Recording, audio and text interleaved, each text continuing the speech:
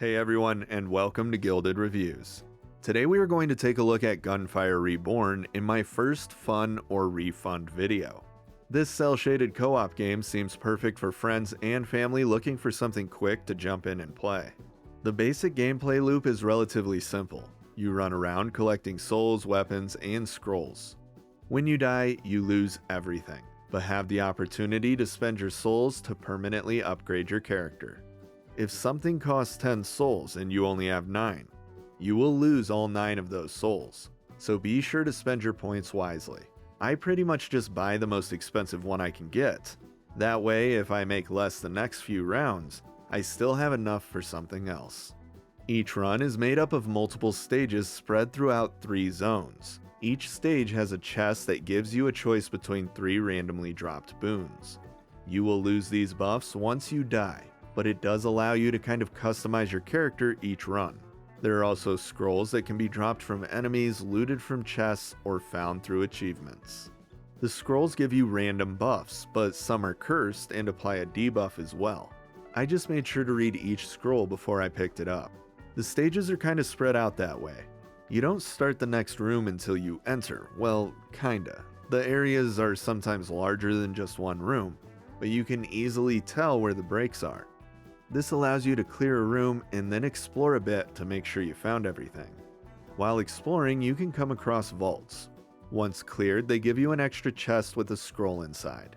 Weapons are randomly dropped from enemies. Which ones drop depends on which ones you have unlocked. The weapons themselves are fantastic. They are unique and change up the way you play dramatically. You unlock them through achievements, at least from what I can tell. These could be anything from killing 10 longbowmen with corrosive damage or getting headshots on lightning grenade guys. There is also this Gemini inscription system that I know nothing about. I am assuming this will add an extra RNG stat to the weapon drops, giving you more variety each run. There are quite a few weapons, but not a ton, and unfortunately that lack of content is kinda present throughout every aspect of Gunfire Reborn. This is absolutely to be expected though. The game is in early access after all, and well, that's what early access is for.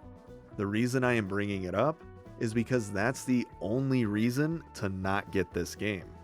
Having zero crouch or stealth mechanics seems like an odd choice, and the game is a little closer to Dungeon Defenders than Borderlands, but it's still very smooth, surprisingly addicting, and incredibly fun.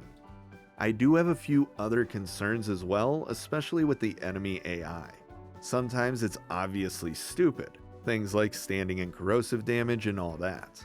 But with so many enemies on the screen, all doing different things, it's hard to be upset or find an issue with it. The game is still relatively difficult, and even though the AI could use work, it's still completely viable. My last issue is that the developer has not come out with a roadmap yet. And I don't know if there will be any more classes, bosses, stages, or difficulty levels released, so it's hard to tell where this game is going. Anyhow, to get to the point of this video, I am absolutely going to keep it. In fact, it's so much fun that I picked up a second copy for my son. Don't get me wrong, the game absolutely needs work, but more so in the content department than anything else. For an early access title, Gunfire Reborn is easily worth $12, especially if you are a fan of first-person shooters or roguelikes. Overall, I can't wait to get in and explore everything this game has to offer. I will have an updated review and possibly a 5 reasons I am addicted to Gunfire Reborn once the game gets closer to release. But for now, if you are looking for a roguelike with RPG and FPS mechanics, definitely check out Gunfire Reborn. The native skill-based gameplay associated with an FPS, and the RNG mechanics from a traditional roguelike create a pretty entertaining experience that I highly recommend. Thanks for watching everyone. I have high hopes for this series and plan to use it to replace my first hour in or first look videos. This can keep it quick and simple, while delivering the information I want about the game.